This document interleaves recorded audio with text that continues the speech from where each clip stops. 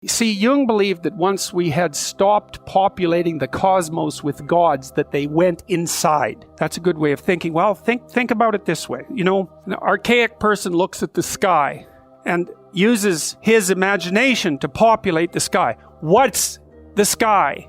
Well, it's the constellations. It's the domain of the gods. Well, why? Well, because the gods are what are out there beyond your understanding. Well, that's what you see when you look up at the sky. So you populate the night sky with figures of your imagination.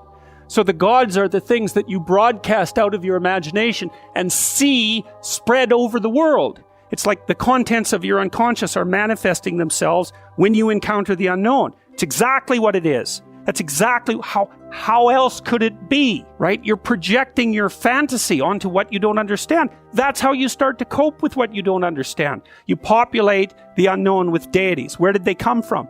They came from your imagination. Well, what happens when you take them out of the world?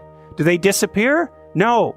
They just go back into your imagination. So that's where Jung dug down to find them. That's the same motif as rescuing your dead father or rescuing your father from the belly of the whale. It's the same idea, is that the corpses of the gods inhabit your imagination.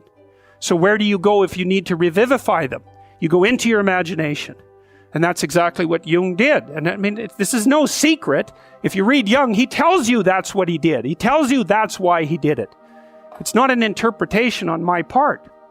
Well, so then the question is, what's down there? Is it just mess and catastrophe? Or is there something in it that's patterned? Well, Jung's proposition was that you rediscover the great archetypes that guide human being by investigating the structure of your imagination. When he thought about the imagination in some sense, at least in part, as a manifestation of your biology. Well, yes. What else would it be?